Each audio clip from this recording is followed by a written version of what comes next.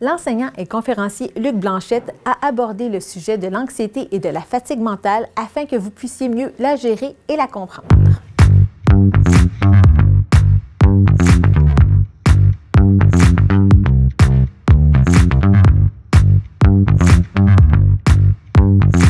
Nous sommes en compagnie de Luc Blanchette, qui est enseignant et formateur en psychologie, afin d'aborder un sujet qui m'est cher, c'est sur l'anxiété et la santé mentale. Je pense qu'en temps de pandémie, ça va toucher plusieurs personnes, M. Blanchette. Et puis, j'aimerais vous entendre tout d'abord sur le stress versus l'anxiété et aussi l'angoisse. Quelles sont les différences entre ces trois aspects? Bien, dans un premier temps, je pense qu'effectivement, c'est un sujet qui peut rejoindre beaucoup de gens. Il faut comprendre que la différence entre anxiété et le stress viennent d'abord de la peur. On a tous peur. La peur est une réaction qui est normale. C'est une réaction que l'on apprend très, très jeune face à une menace ou un danger potentiel. De la peur vient le stress. Le stress, c'est toute la manière dont notre corps répond à une situation qui est menaçante. Je reviendrai en donnant quelques exemples parce qu'il y a un lien à faire toujours avec anxiété et stress, même s'il y a une différence, c'est deux phénomènes qui sont très, très liés. L'anxiété, c'est la réaction émotionnelle que l'on manifeste face à un agent stressant.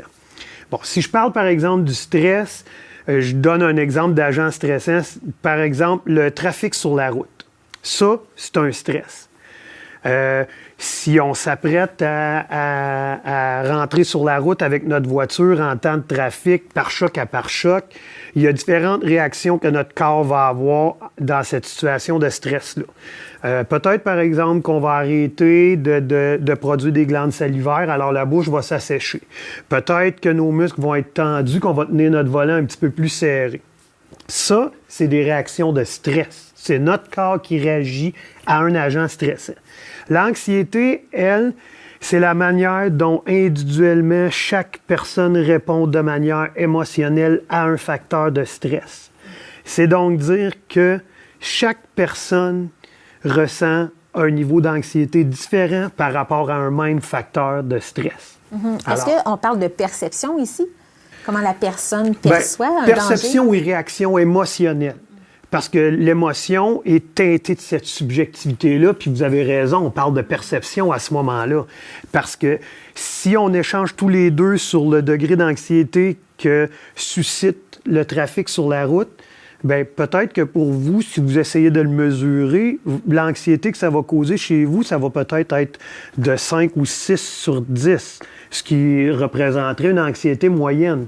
Si moi, le trafic, c'est quelque chose qui me touche beaucoup, peut-être que pour moi, mon degré d'anxiété face à ça va être de 9 ou 10 sur 10. Puis ça, ce que ça veut dire aussi, c'est qu'après coup, si ça me rend fortement anxieux, bien, mes réactions corporelles de stress vont être également augmentées. Ça veut dire que mon volant, je vais le tenir plus serré. Ça veut dire que ma bouche va peut-être s'assécher plus rapidement. Ça peut vouloir dire, et dans certains cas, ça se peut que ça me touche à ce point-là que l'anxiété même peut me paralyser ou entraîner des réactions qui sont inadaptées, qui vont peut-être faire en sorte qu'il va falloir que je me stationne sur le bord de la route parce que je suis plus capable de conduire. Il y a trop de trafic, ça m'affecte trop. Puis ça, c'est l'anxiété. Et il y a aussi après ça un autre niveau, l'angoisse. Oui. L'angoisse, c'est quand que l'anxiété devient trop intense, trop envahissante et aussi ça s'amalgame avec un concept qui commence à devenir un petit peu plus connu, malheureusement, qu'on appelle l'anxiété chronique. C'est-à-dire quand cette angoisse-là est présente sur plusieurs heures, plusieurs jours.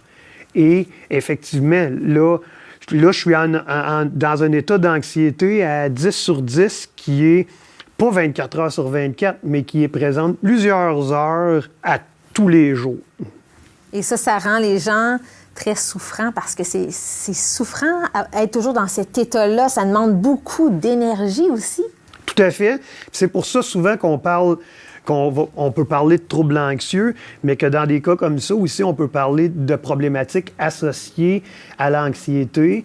moi, je dis souvent que anxiété, malheureusement, anxiété, dépression sont presque des petits frères ou des petites sœurs. Là, parce que vivre avec une anxiété qui est constante, ça fatigue, ça déprime, ça attriste et ça peut mener juste plus loin qu'une simple déprime, mais à de la dépression aussi.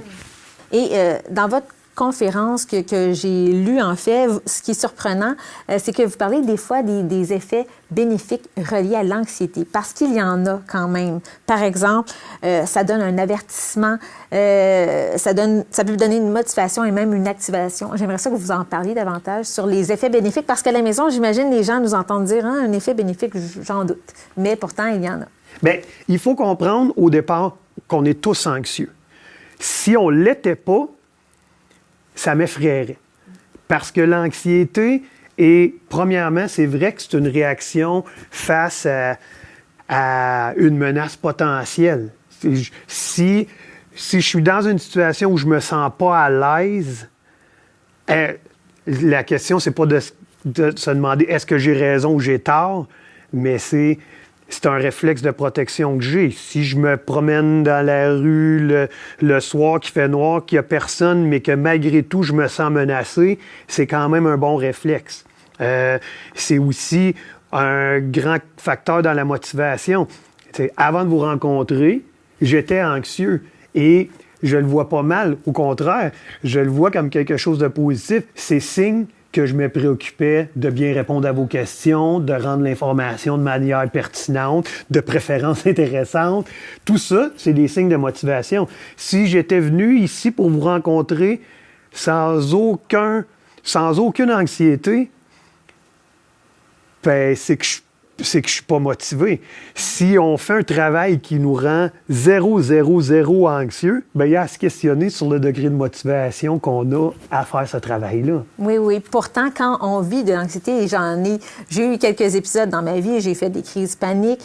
Je pense que c'est important de le dire aussi et enlever les tabous reliés à ça. Et il y a beaucoup de personnes qui rêvent justement, lorsqu'on fait de l'anxiété, que notre vie, là, ce soit un long fleuve tranquille, que ce ne soit pas des montagnes risques d'émotions, mais c'est impossible. Non, puis malheureusement, la situation comme celle de la pandémie présentement nous apprend ça, c'est l'être humain, il est fait pour s'adapter. Et qui dit adaptation, dit changement. Pas toujours des beaux changements, des fois il y en a des mauvais, mais en même temps,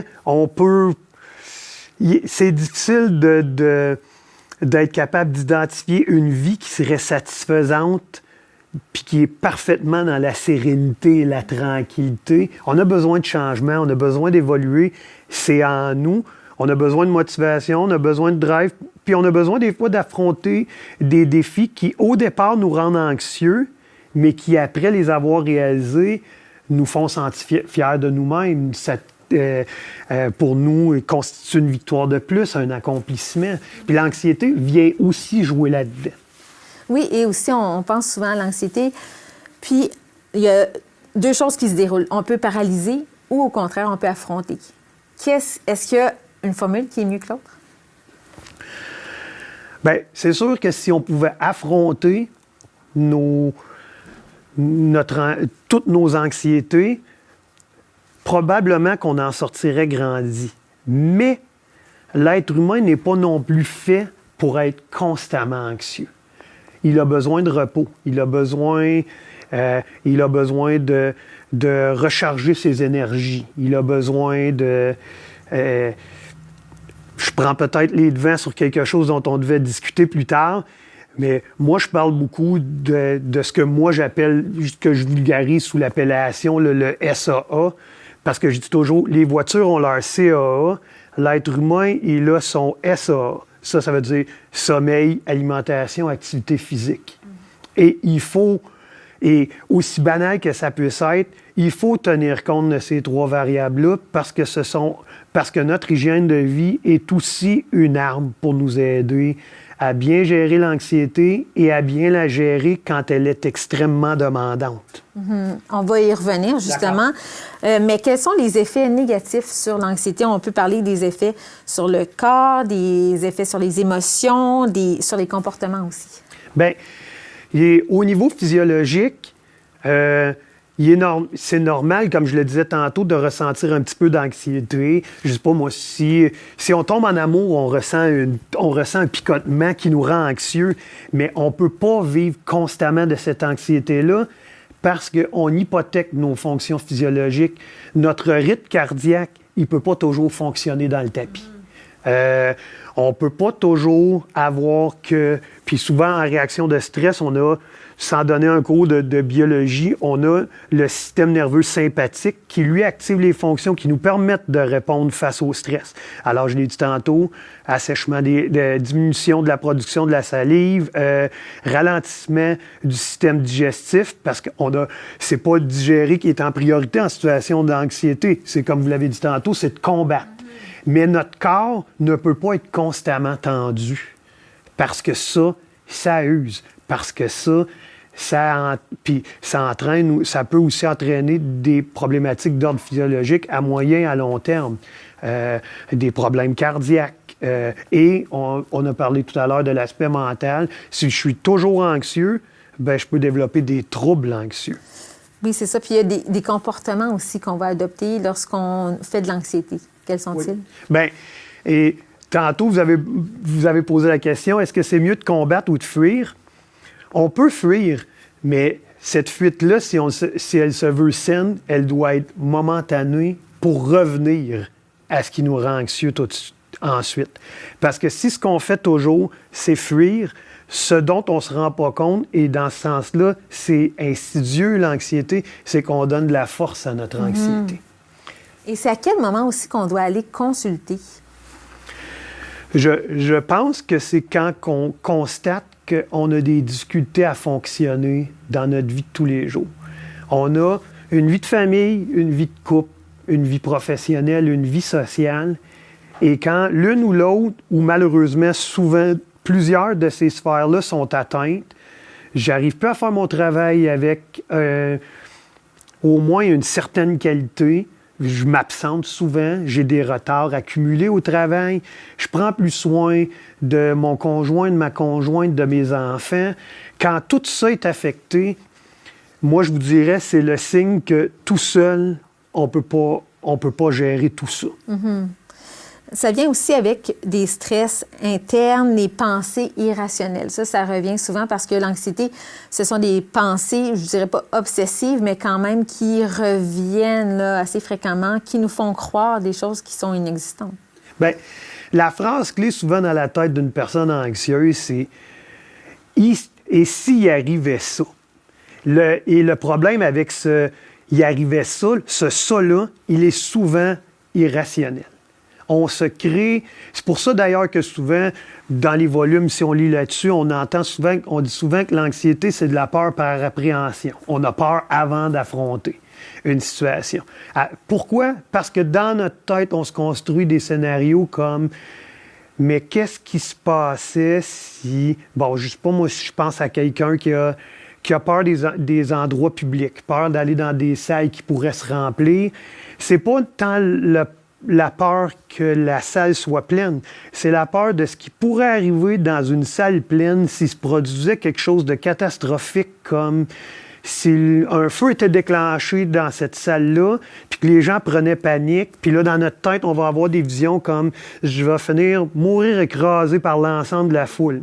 Puis ça, c'est ce discours-là interne qui tourne dans la tête d'une personne anxieuse. Mais je veux quand même noter qu'on ne doit jamais remettre en question l'intelligence de quelqu'un qui a des problématiques d'anxiété, parce que souvent, quand on parle de ça aux yeux de monsieur, madame, tout le monde, on va nous dire « ben ils sont fous, ces gens-là ». Moi, je vous dirais, les gens qui souffrent de l'anxiété sont les premiers à admettre l'irrationalité de leurs pensées anxiogènes. Mais c'est pas parce qu'ils le savent que ça leur enlève l'anxiété. Si vous avez peur des araignées, puis que je vous dis, madame, il n'y a aucune araignée tueuse au Québec, est-ce que ça suffit à vous enlever votre peur des araignées? Non, parce que c'est irrationnel, l'anxiété. Ça n'a rien à voir avec le degré d'intelligence des gens. Non, ça c'est important de le mentionner. Et aussi, lorsqu'on se sent de cette façon-là, quels sont les moyens pour se calmer soi-même, accepter qu'on vit ça? Bien, vous avez déjà mis une première piste avec, premièrement, il faut accepter le fait qu'on est anxieux. Ça semble banal, mais ça ne l'est pas tant que ça. Et ensuite, ce travail-là qu'on a à faire sur soi-même, il n'est pas difficile en termes de moyens. Il est difficile en termes de patience, parce que ça prend du temps. Ça prend du temps à admettre que je n'ai aucune raison de me créer un scénario catastrophique à partir d'une situation X. Et maintenant, ce que je vais faire ensuite, c'est reformuler ma pensée d'une manière qui est plus rationnelle et logique. Ça, c'est simple dans un livre. C'est pas aussi simple dans la réalité concrète de quelqu'un qui souffre de pensées anxiogènes. Alors, c'est de l'accepter, de reconnaître quelles sont ces pensées irrationnelles-là et de les rationaliser. Mais ça prend du temps à faire. Ça prend du temps. Pendant qu'on est très anxieux aussi, ça peut amener à l'anxiété chronique. Il y a plusieurs problèmes qui sont reliés aussi à l'anxiété chronique. Parlez-nous-en davantage. Bien, quand on parle d'anxiété chronique, c'est que l'anxiété chronique peut amener à beaucoup de fatigue, beaucoup de dépression, mais aussi beaucoup de patterns ou de manies ou de comportements pour éviter ce qui nous rend anxieux. Mais comme je disais tantôt, le problème de ça, c'est que soit on donne de la force à notre anxiété, ou soit alors on va développer des patterns ou des comportements qui sont eux-mêmes toxiques. Comme parce que je fais de l'anxiété chronique, j'ai de la misère à m'endormir le soir, fait que je vais avoir besoin de calmants ou de somnifères.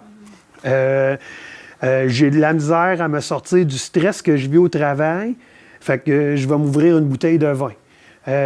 Puis, pris de manière isolée et de manière temporaire, ces comportements-là ne sont pas problématiques, mais ils deviennent vite des béquilles permanentes chez ces personnes-là. Et là, on peut voir de l'alcoolisme, de la toxicomanie. Oui, découler de tout ça. Et en temps de pandémie aussi, j'imagine qu'il y a des gens qui n'ont peut-être jamais fait d'anxiété et là, c'est en train de se développer. Oui, aussi parce que la pandémie nous ramène à certaines dimensions auxquelles des fois on peut se sentir seul dans cette crise-là. Parce que notre réseau social s'est peut-être un petit peu effrité. Parce que le nombre d'occupations qu'on avait dans la semaine a diminué. Puis ça renforce ça parce que l'anxiété, je dis pas ça positivement, là, bien au contraire, mais c'est une belle émotion à se développer quand on s'isole. Plus on est tout seul, si on a déjà tendance à formuler des fois quelques petits scénarios irrationnels dans notre tête, quand on se retrouve tout seul, souvent ces scénarios-là font boule de neige, là, et ils augmentent en intensité, en importance, et ajouter à ça le fait que des fois, on s'en crée d'autres en plus. Oui, et là, ça devient problématique, absolument. Aussi, il y a plusieurs formes de troubles anxieux. J'aimerais qu'on parle de... Donc, on peut penser aux troubles obsessifs, compulsifs, troubles paniques. Quels sont les autres aussi? Puis, donner une définition peut-être de chacun. On en identifie, il y a 5 catégories de troubles anxieux. Il y a le premier qui est ce qu'on appelle un trouble panique, que souvent, à tort, on dit un trouble panique, c'est quelqu'un qui fait des crises de panique. Il faut comprendre que n'importe quel type de troubles anxieux que je vais vous décrire là, dans les minutes qui suivent, on peut retrouver des crises de panique. Un trouble panique, c'est pas seulement quelqu'un qui a déjà fait des crises de panique ou des crises d'angoisse, c'est quelqu'un qui a la peur envahissante d'en refaire d'autres. Et le problème, encore, tantôt on parlait de fuir, la personne qui a un trouble panique, qui a peur de refaire des crises de panique, peut commencer à éviter certaines situations où elle pense qu'elle risque de faire des crises de panique. Et ça, c'est ce qui est déterminant dans le trouble panique, c'est la peur maladive d'en refaire. Parce qu'on peut avoir des gens qui ont un trouble panique puis qui ont peut-être fait 2 crises de panique dans leur vie, ce qui n'est pas énorme. mais ils ont une peur maladive d'en refaire, alors ils se privent de certaines choses. Et pouvez-vous décrire aussi un trouble panique lorsqu'on en vit une crise? Une crise de panique, bon, les symptômes peuvent être différents d'une personne à l'autre, mais tournent tout autour d'un certain nombre de symptômes prédominants qui est accélération du rythme cardiaque et du rythme respiratoire. Augmentation de la température corporelle, ce qui va entraîner à transpirer plus ou même, chez certaines personnes, à avoir des frissons. Après ça, on peut voir tremblement. Ça peut être le disco. On bafouille au niveau du disco. Dans des situations extrêmes, la crise de panique peut même entraîner la perte de conscience chez la personne. Mais d'un point de vue extérieur, ça ressemble aux mêmes symptômes que ce qu'on peut identifier souvent avec une crise d'hyperventilation ou chez certaines personnes, il y a des gens qui ont fait des crises de panique en étant convaincus qu'ils étaient en train de faire une crise cardiaque. C'est pour ça d'ailleurs que dans une situation comme ça, si on est aux prises avec quelqu'un qui vit ces réactions-là, il ne faut pas focusser sur le mental ou le psychologique, puis psychanalyser cette personne-là. Mais c'est quoi qui te rend comme ça? C'est de focaliser sur les symptômes physiologiques, parce que c'est eux qui s'emballent. La crise de panique, c'est une perte de contrôle des réponses physiologiques associées au stress dont on a parlé tout à l'heure. D'accord. Ça, c'est le premier. Ensuite, il y a les phobies. Les phobies, bon, la deuxième, dans la phobie, il y a 3 types de phobies. Il y a la phobie spécifique, qui est la phobie courante, c'est-à-dire on a peur d'un objet, d'une situation bien précise, d'un personnage, les clowns. Et bien spécifique, mais cette peur-là est plus qu'une simple peur. Je le rappelle, on l'appelle trouble parce qu'elle envahit puis elle nuit au fonctionnement de la personne. Fait que ça, c'est la phobie spécifique. Après ça, on a l'agoraphobie. J'en ai parlé tout à l'heure. C'est la peur des endroits publics, que nous, communément, on appelle généralement la peur des foules. Mais à noter que quelqu'un qui fait de l'agoraphobie peut avoir peur d'aller dans une salle de spectacle qui est totalement vide, parce que ce qui lui fait peur, c'est l'éventualité que cette salle-là se remplisse et qu'il arrive quelque chose d'extraordinaire, catastrophique. Et finalement, la troisième et non la moindre, parce malheureusement, on se rend compte que c'est un trouble, c'est une phobie qui est en augmentation, c'est l'anxiété ou la phobie sociale. Et ça, c'est la peur du regard, du jugement des autres. Et dans des situations comme, si je pense à un élève de niveau secondaire qui fait de l'anxiété sociale, pour lui, pouvoir faire une présentation orale devant ses camarades est impensable. Ce qui domine chez la personne qui fait de l'anxiété sociale, c'est cette conviction-là de ne pas être adéquat aux yeux des autres. Donc, c'est l'ego, la confiance en soi? Oui, il y a beaucoup un problème d'estime ou de confiance en soi derrière l'anxiété sociale. Oui, exactement. Comme par exemple, on parlait de ciné aussi. On n'en a pas parlé ensemble, mais vous connaissez sûrement ça. Oui. Donc, les 4 facteurs clés. Je vais vous laisser dire, c'est vous le spécialiste. Oui. Il y a le facteur ciné touche tous les aspects exceptionnels du stress. C'est Sonia Lupien on a la chance au Québec d'avoir quelqu'un qui est peut-être une sommité en matière de stress d'ailleurs. L'effet ciné, c'est quels sont tous les facteurs invariables reliés au stress. Alors la contrôlabilité, est-ce que je me sens en contrôle face à ce facteur de stress-là? L'imprévisibilité, est-ce que j'ai pu me préparer à ce facteur de stress-là ou non? La nouveauté, est-ce que c'est la première fois que je fais face à un facteur de stress-là? Et le « et » pour ciné, et le « et » qui est l'ego menacé. C'est est-ce que mon sentiment d'estime et de compétence est menacé dans cette situation-là?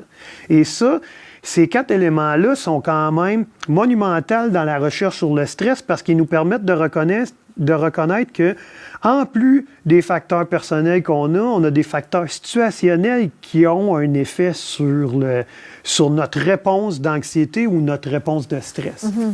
On en a visité 2, troubles paniques, les phobies. Si on allait vers le TOC. Le TOC, c'est, tel que le dit son nom, c'est trouble obsessionnel compulsif. Il part de patterns que beaucoup de gens peuvent déjà avoir. Et si on coupe ça en deux, l'obsession, c'est une pensée envahissante qui nous fait peur. Alors, par exemple, c'est plate de donner cet exemple-là, mais c'est un exemple courant, surtout actuellement. C'est la peur, mon obsession, ça pourrait être une peur envahissante de contracter des maladies par la contamination bactérienne. Ça, c'est l'obsession. De l'obsession découle une compulsion. Une compulsion, c'est un comportement qui, au départ, je dis bien au départ parce que je vais revenir dessus tantôt, qui, au départ, vise à réduire l'anxiété créée par nos pensées obsessionnelles. Alors, la personne qui a une peur maladive de contracter des maladies par la contamination bactérienne peut développer des compulsions comme se laver les mains plusieurs fois par jour. Puis, dans le contexte qu'on a aujourd'hui, désinfecter nos mains, porter un masque, etc., etc. Et au départ, la compulsion, je dirais, n'est pas à proprement parler un problème. Parce que si on part de ce point de vue-là, il y a beaucoup de gens qui en ont déjà des compulsions. Puis que, sans s'en rendre compte, ça diminue. Les plus superstitieux d'entre nous sont compulsifs. Souffrent-ils de troubles obsessionnels compulsifs? Non. La différence entre un trouble obsessionnel compulsif et quelqu'un qui est simplement superstitieux ou compulsif, c'est qu'à un moment donné, cette personne-là produit tellement de compulsions dans son quotidien qu'elle ne diminue plus son anxiété. Au contraire, ces compulsions-là deviennent créatrices d'anxiété. Là, vous parlez, dans le fond, dans ce contexte-ci, se laver les mains ou porter un masque. Est-ce que c'est vérifier 3 fois de suite si sa porte est bien fermée, par exemple, lorsqu'on quitte la maison? Tout à fait, tout à fait. Il y en a qui, même en entrant dans leur appartement, quand ils reviennent le soir, ils ne se contenteront pas d'allumer la lumière. Il va falloir qu'ils actionnent l'interrupteur 3 fois. 1, 2, 3. À la 3e fois, je n'y touche plus. Puis dans une journée, on peut parler de gens qui ont 100, 200, 300 actions compulsives dans une journée qu'ils ne peuvent pas, dans leur tête, qu'ils ne peuvent pas oublier de faire. Sans ça, leur journée va mal se passer. Alors là, je deviens prisonnier de mes compulsions. Fait qu'elles ne diminuent plus mes obsessions. Au contraire, elles les renforcent. Ça me fait penser aussi, lorsqu'on fait de l'anxiété, des fois, on se dit, là, on ne sortira plus.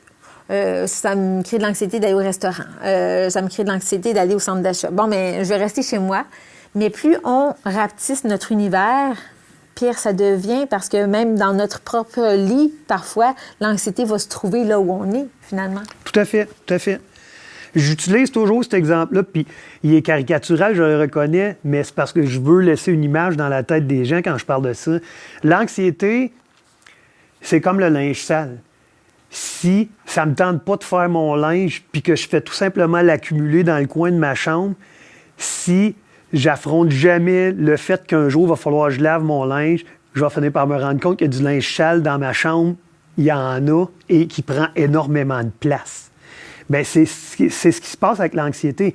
Quand je la mets de côté, temporairement, puis que je l'affronte ensuite, il n'y a pas de problème. Mais si je me contente de la mettre de côté sans jamais l'affronter, elle va prendre beaucoup de place.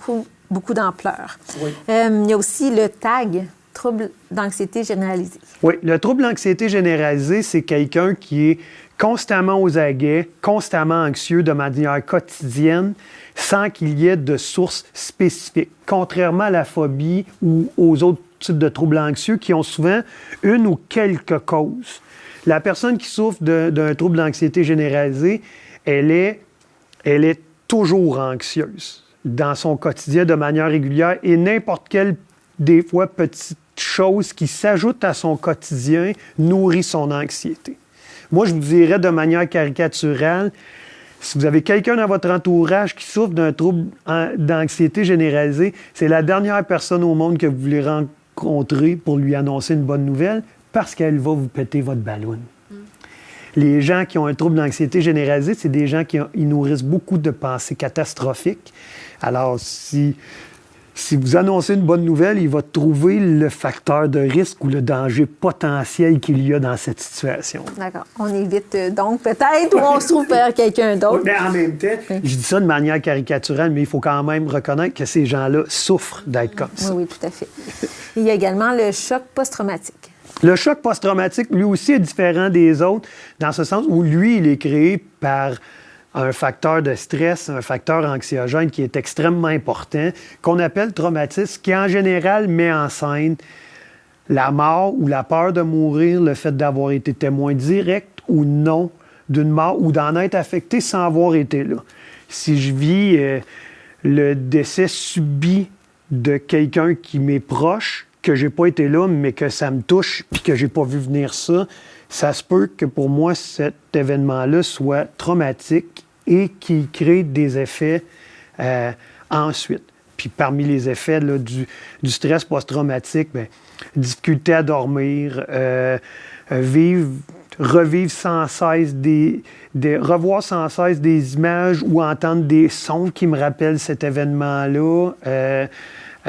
Ça peut m'amener, tantôt on parlait de conduite problématique, alors je peux tomber dans des conduites pour vouloir fuir, et comme l'alcoolisme, la toxicomanie, très grande irritabilité parce que quand on est anxieux, puis c'est vrai pour le stress post-traumatique, mais ça pourrait être vrai pour toutes les autres qu'on a nommées précédemment, quand on est anxieux, ça accapare beaucoup de notre attention et ça fait en sorte qu'on peut devenir très impatient envers tout le reste autour. Oui, c'est ça. Ça crée... La personne devient plus irritable, irritante. Ben non, je ne veux pas dire irritante, mais irritable, là, je dirais plutôt. Oui.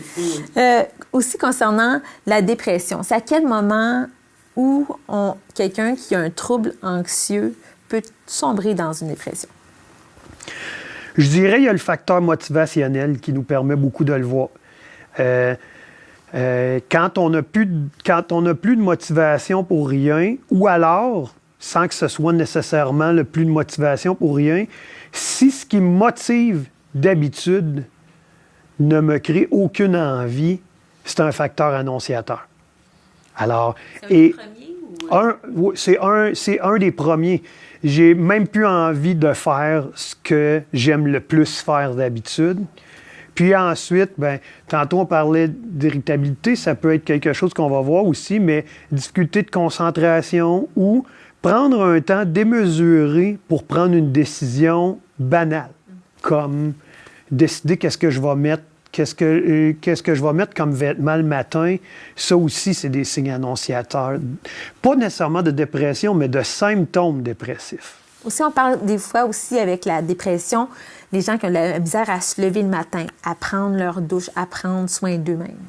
Tout à fait. Parce que la décision même de est-ce que je prends ma douche ce matin est une décision difficile à prendre dans la tête de la personne qui est rendue dans cet état-là. C'est pas pour rien que chez ces gens-là, on va en voir qu'ils ne mangent plus ou ils mangent beaucoup, mais dans un cas comme dans l'autre, ce qu'on va voir, c'est qu'ils ne prennent pas le temps de se préparer à manger, par exemple. Parce que décider de me faire quelque chose à manger, décider de me faire cuire d'un plat est une décision trop difficile à faire.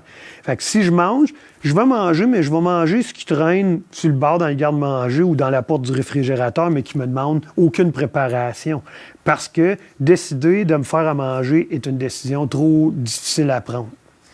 Lorsqu'on parle de dépression, on parle d'une fatigue mentale, d'un surmenage parfois aussi, donc ce qui amène la personne à déprimer. Mais la fatigue mentale, ça peut prendre combien de temps? Est-ce que c'est différent pour chaque personne de se rendre au point où il y a une dépression? Je ne sais pas si on peut le mesurer en facteur de temps, même si du côté là, de la psychopathologie, de la psychiatrie, on mesure ça en 3 mois ou en 6 mois. Mais ce qui me frappe beaucoup là, dans la fatigue mentale, puis pour moi, fatigue mentale et surmenage, en tout cas, j'ai du mal à voir où se situe la différence entre les deux. À mon avis, c'est plus des termes de leur temps. À une certaine époque, on disait surmenage. Aujourd'hui, on dit fatigue mentale. Mais ce qui me frappe beaucoup, puis c'est pour ça que je reviens quand même au terme de surmenage, c'est l'impression que ce qui nous est demandé est plus élevé que ce qu'on a comme énergie pour répondre à ces demandes-là.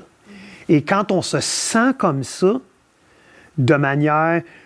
Parce qu'on peut se sentir comme ça au travail. Peut-être que vous, à un moment donné, dans l'année, vous avez des périodes où, au niveau du travail, vous avez l'impression qu'on vous en demande beaucoup plus que ce que vous êtes capable de faire. Mais si vous vous sentez comme ça à tous les jours pendant des mois, ça, c'est pas normal. N'importe quel travailleur a des périodes dans son année qui sont plus demandantes.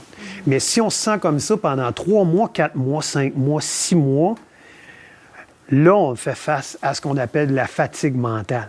Et comment est-ce qu'on peut s'en sortir? Bien, il faut ramener ça à la variable de contrôle, c'est-à-dire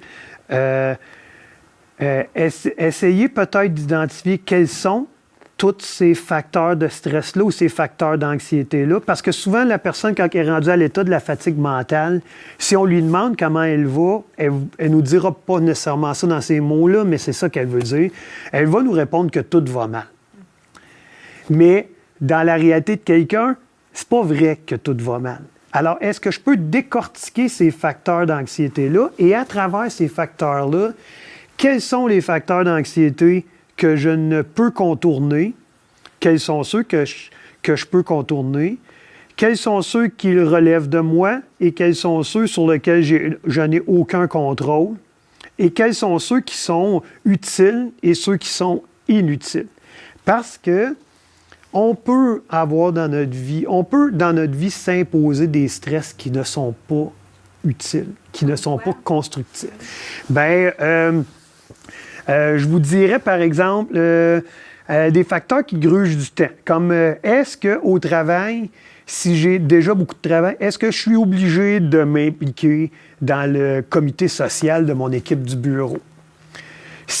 Normalement, je serais porté à dire, si vous le faites, c'est parce que c'est quelque chose que vous aimez. Si vous êtes rendu au stade où cette implication-là ne vous satisfait plus, pourquoi vous la faites encore? Alors, est-ce que je peux enlever ça? Des fois, ça peut être aussi à la maison.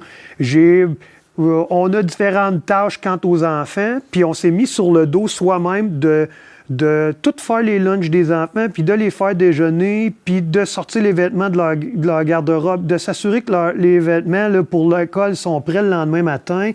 Bon. Est-ce que je suis obligé que ce soit carrément à moi que ça incombe ça? Là, il y en a qui vont dire, bien, c'est pas moi. J'avais dû dire, il faut que je le demande à mon conjoint, ma conjointe. Ça peut être le cas, mais des fois, c'est pas forcément le cas. Un enfant, on peut avoir des enfants qui sont rendus à un âge où sortir leurs propres vêtements la veille pour le lendemain matin, ils sont capables de le faire. Mm-hmm. Puis ce que je veux dire, ce que je me permets d'illustrer là-dedans, c'est que des fois, dans notre anxiété, vient notre propre volonté, des fois, de vouloir tout contrôler. Oui, ça me parle. Le contrôle. Lorsqu'on contrôle, on se sent bien. Sauf qu'à un certain point, on veut tout contrôler. Mais moi aussi, je connais des amis, des mères de famille qui vont juste, vous venez de le nommer, on choisit les vêtements des enfants, on fait des lunchs. Ça devient trop. Oui. Puis là, c'est notre volonté de contrôle qui crée notre propre anxiété.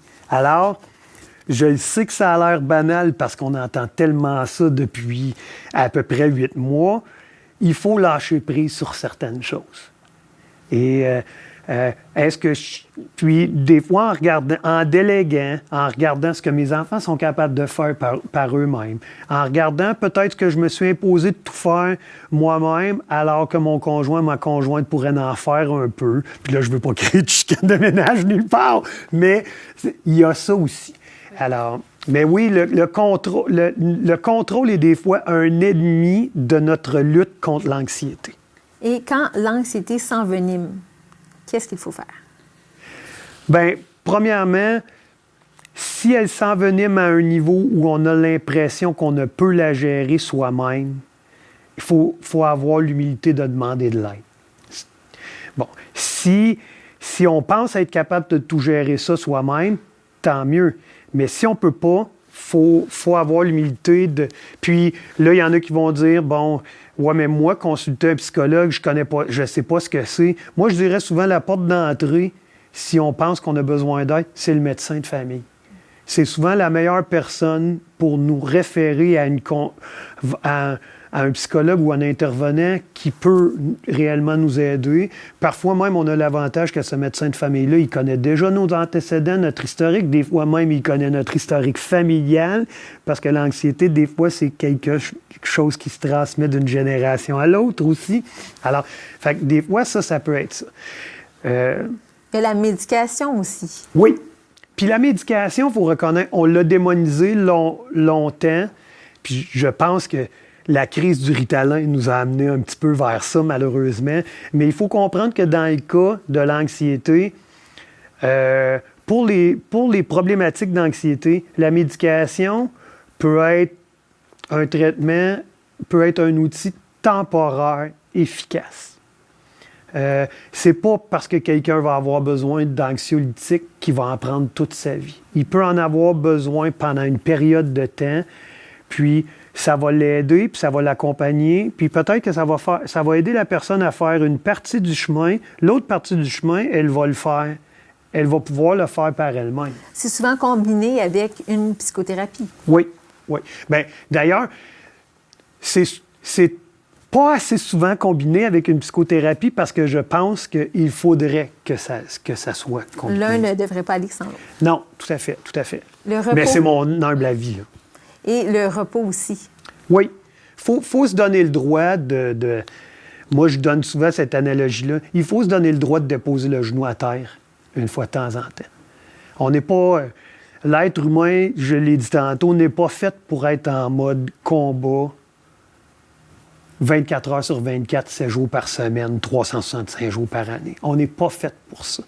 Oui, la vie, c'est de l'adaptation, c'est du changement, mais moi, je vous le dis, mais en même temps, je sais que les gens qui me connaissent disent beaucoup ça, que moi, je suis optimiste dans la vie, puis oui, je le suis, mais je pense que la vie n'a pas à être un combat perpétuel. Aussi, moi, ce qui m'aidait beaucoup lorsque je faisais de l'anxiété, c'était de penser que cette situation était temporaire et que ça va changer. Demain n'est pas garant d'aujourd'hui. Ça ne veut pas dire qu'aujourd'hui, on se sent d'une telle façon que c'est éternel puis qu'on va toujours souffrir de cette façon-là. Ça l'aide de savoir ça. Oui, oui. Puis avec le caractère temporaire de ça aussi, c'est d'accepter le fait que temporaire veut aussi dire qu'on ne sait pas exactement combien de temps que ça va durer. Puis je pense que vous avez senti un peu ce que je veux dire. On parle... C'est aussi, en temps de pandémie, présentement, c'est aussi un peu ça. C'est accepter qu'on n'a pas de contrôle là-dessus, accepter que c'est temporaire, accepter aussi que ce temporaire-là, on ne le sait pas c'est combien de temps, ce temporaire. Oui, puis ça, c'est très difficile sur l'être humain, vivre dans l'incertitude. Donc, ce qui peut faire basculer peut-être, là, on parle beaucoup de basculer du jaune au orange ou au rouge, mais faire basculer l'être humain dans un autre état aussi. Tout à fait, tout à fait. Mais ça nous ramène encore, puis ceux chez qui c'est plus difficile de lâcher prise, ça nous ramène à ce qu'on a dit tantôt sur le contrôle. C'est pas pour rien que les plus anxieux sont aussi plus contrôlants. Leur contrôle est là pour masquer et des fois un pattern pas toujours adapté pour les aider à gérer leur anxiété. Mais on ne peut pas tout contrôler. Puis s'il y a bien une période qui est en train de nous le prouver, présentement, c'est bien celle qu'on vit là. Quels sont aussi les autres éléments à prendre en compte, en fait, pour aller mieux? Là, on a parlé, oui, médication, psychothérapie, du repos, mais il y en a d'autres aussi. Questionnez-vous sur la SAA, là? Non, j'allais revenir là-dessus, mais je parlais plutôt d'autres moyens, par exemple la méditation. Oui. Bon, encore là, il faut le reconnaître. La méditation n'est pas faite pour tout le monde. Mais il faut aussi faire la différence entre méditation et relaxation. La relaxation, c'est viser un calme, un apaisement. La méditation vise beaucoup plus à prendre connaissance de ce qui se passe en nous. Et dans ce sens-là, s'il y a des gens qui ont mal répondu à l'essai de la relaxation, ça ne veut pas dire que ces gens-là ne pourraient pas bien répondre à la méditation. Alors, Et la méditation peut être utile dans ce sens-là. Il existe un paquet de techniques. C'est sûr que ces temps-ci, ce qui est extrêmement à la mode, et je ne le blâme pas, bien au contraire, je trouve que c'est une technique qui est fascinante. C'est toute la notion de méditation de pleine conscience, où, à travers l'exercice de la méditation, on amène la personne à prendre conscience de dans quel état son organisme à l'heure actuelle et comment peut-il gérer et se réapproprier ces états émotionnels-là. Mais le but, comme ce qu'on devrait souvent faire dans le traitement de l'anxiété, pas juste à travers la méditation, mais à travers n'importe quelle forme de thérapie ou de traitement, c'est de l'observer, notre anxiété. Et pas de la fuir ou de la nier. Mais c'est de voir quels sont les signes dans mon corps qui se passent présentement qui me démontrent que je suis anxieux ou anxieuse. Puis d'apprendre à les gérer. Si on revenait justement sur le SAA, sommeil, alimentation, activité physique, ça, c'est les 3 éléments clés pour vous. Oui, parce que c'est la base. À mon avis, c'est notre hygiène de vie. Puis, sommeil se résume autour de 3 questions qui, à mon sens, sont très, très simples.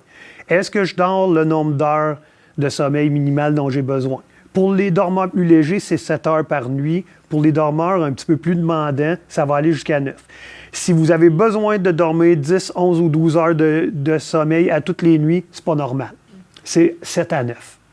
Ensuite, est-ce que mes heures de coucher sont toujours les mêmes ou presque toujours les mêmes? Parce que ça aussi, c'est difficile d'avoir un sommeil de qualité quand je me couche à 10 heures un soir puis que le lendemain, je me couche à 2 heures du matin. C'est très difficile. L'être humain, malgré le fait qu'il est adapté, il est aussi fait pour vivre avec une certaine routine. Et ensuite, la 3e question reliée au sommeil, qui à mon avis est très importante, c'est est-ce que j'arrive à m'endormir facilement le soir? Si ce n'est pas le cas, ça, c'est souvent un signe que mon anxiété quotidienne va me chercher jusque dans mon lit le soir. Si la dernière chose que vous faites avant de vous coucher le soir, c'est de vérifier vos textos et vos messages, bien, c'est signe que votre cerveau n'est pas en état de repos. Parce que vous êtes encore en train de vous préoccuper. Est-ce que j'ai oublié? Est-ce que j'ai laissé tomber un message courriel? Est-ce que j'ai... Et il faut donner le temps au cerveau de ralentir avant de déposer la tête sur l'oreiller. Puis ça, à mon sens, c'est pas banal. C'est très important. Concernant l'alimentation et l'activité physique, est-ce que vous parlez donc de manger 5 fruits et légumes par jour et bouger 30 minutes? Bien, l'alimentation, c'est la diversité. Est-ce que j'ai une alimentation qui est équilibrée? Est-ce que je mange de tout? Est-ce que je prends le temps de manger? Parce que moi, ce qui me préoccupe, parce qu'au niveau de l'alimentation, je ne vous donnerai pas de conseils. Je ne suis pas diététicien, ou expert en diététique. Mais ce qui me préoccupe le plus, c'est est-ce qu'on prend le temps de manger? Les gens qui mangent sur le coin de la table, justement en écoutant leur message téléphonique sur leur boîte vocale, où ça a un impact sur le système digestif, ça, et sur l'appréciation de la nourriture aussi. Fait qu'à mon avis, ça aussi, ça a de l'impact. Puis est-ce que je fais attention est-ce que je surveille mes caprices alimentaires? Si j'ai une dent plus sucrée, je ne mentirai pas à personne.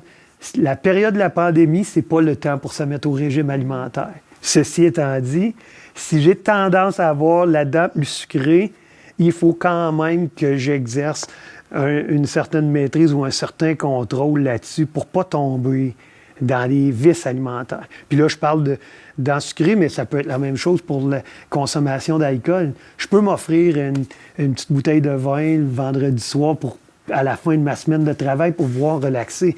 Mais si c'est 2 bouteilles de vin à tous les soirs, c'est un autre paire de manches. Mm-hmm. Et l'activité physique, incontournable? Bien, incontournable, mais là aussi, il faut avoir des nuances. Bon, premièrement, il y a la régularité. 3 fois par semaine, on le sait tous, c'est ça l'idéal. Mais ce que je trouve intéressant, c'est que les recherches en neurosciences démontrent qu'une activité physique que l'on aime a un effet double. Il n'a pas qu'un effet au niveau physiologique, mais il a un effet au niveau mental. Les gens qui s'entraînent en se sentant contraints et obligés, ils améliorent au niveau de leur santé physique, ça s'améliore. Au niveau mental, les effets sont nocifs. Alors, c'est important de faire quelque chose, de faire de l'activité physique, faire une activité physique que l'on aime. Et, dans le meilleur des cas aussi, de sortir dehors, de faire un peu de plein air à travers ça. On a parlé aussi tantôt des solutions méditation, mais il y en a quand même d'autres. Vous parlez de journal des 5 plaisirs, des relations amoureuses saines, positives, de rituels de plaisir, des sources aussi d'inspiration. Bien, moi, j'ai découvert il y a une dizaine d'années, à travers mon enseignement, les formations que je donnais en santé mentale, j'ai découvert la psychologie positive, qui existe depuis plus que 10 ans. Mais, ces méthodes-là sont empruntées au mouvement de la psychologie positive. Et moi, j'y crois fermement à la psychologie positive comme instrument pour nourrir notre santé mentale, pour prendre soin de notre santé mentale. Puis, le journal des 5 plaisirs est une méthode qu'on utilise en psychologie positive qui est soit dans un cahier, soit par écrit, soit dans notre téléphone, ou même de manière orale à table avec nos proches. À la fin de la journée, c'est revenir sur, on dit 5 plaisirs, ça peut être juste 3, ben oui, mais revenir sur nos 3, 4 ou 5 beaux moments de la journée, qui des fois même sont quelque chose de parfaitement banal.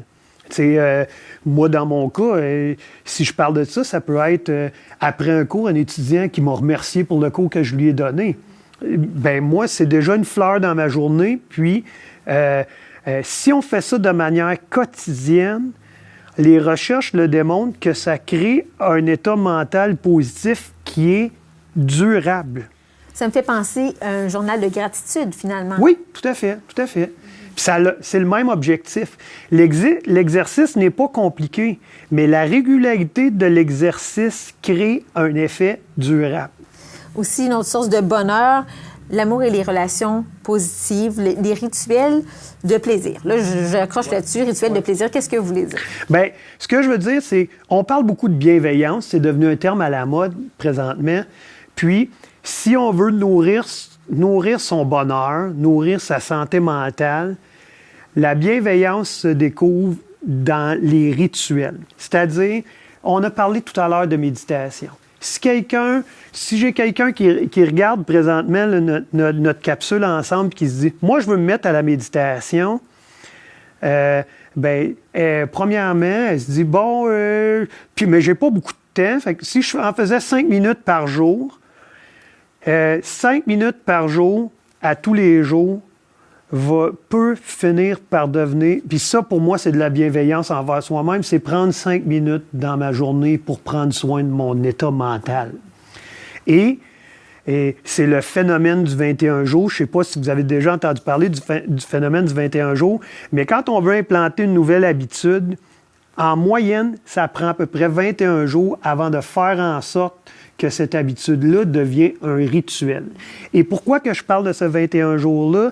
C'est parce qu'au bout de 21 jours, quand quelque chose devient un rituel, il ne nous demande plus une discipline personnelle. Quelqu'un qui veut implanter une nouvelle habitude, les moments les plus difficiles vont être les premières journées où il va vouloir se motiver à le faire. Mais quand c'est implanté dans notre routine, ça devient comme se brosser les dents. Il n'y a personne qui à la fin de la journée, ça me demande de la discipline de me brosser les dents. Pourquoi? Parce que c'est devenu un rituel, c'est une habitude. Bien, dans la bienveillance, on devrait, en tout cas, je pense qu'on devrait instaurer la bienveillance dans notre vie et d'en faire un rituel qui, après un certain temps, ne nous demande plus de discipline personnelle. Mais oui, vous venez de le mentionner, dans le fond, on prend du temps des fois pour se brosser les dents, on prend du temps pour se coiffer. Pourquoi ne pas prendre ce temps-là pour relaxer, pour justement faire de la méditation? Donc, c'est quand même peu, mais il faut commencer en quelque part aussi, dans le fond. Tout à fait, tout à fait. Puis, mais c'est d'en faire une habitude. Puis c'est sûr que, moi, je vous dirais, quelqu'un qui décide de commencer la méditation, puis qu'au bout de 2 semaines, déteste ça, moi, je vous dirais, ça ne sert à rien qu'elle se rende au bout du 21 jours, parce que ça ne deviendra pas un rituel, parce qu'elle n'aime pas ça. C'est comme ce que j'ai dit tout à l'heure pour l'activité physique. Si vous n'aimez pas ça, ça va vous demander à perpétuer la discipline de le faire. Mais j'ai une petite nouvelle pour vous. Des choses qui vous demandent de la discipline dans la vie, vous n'avez suffisamment pour ne pas avoir à vous en mettre plus au-delà de ça. Fait que c'est plutôt de prendre des choses qu'on essaie, qu'on aime, puis d'en faire des rituels. Monsieur Blanchette, merci beaucoup d'avoir été avec nous. C'est ce qui complète cette conférence entrevue. Merci. Merci, ça m'a fait plaisir. À la fin de cette entrevue, j'espère que vous saurez mieux percevoir le stress afin d'en faire un allié au quotidien.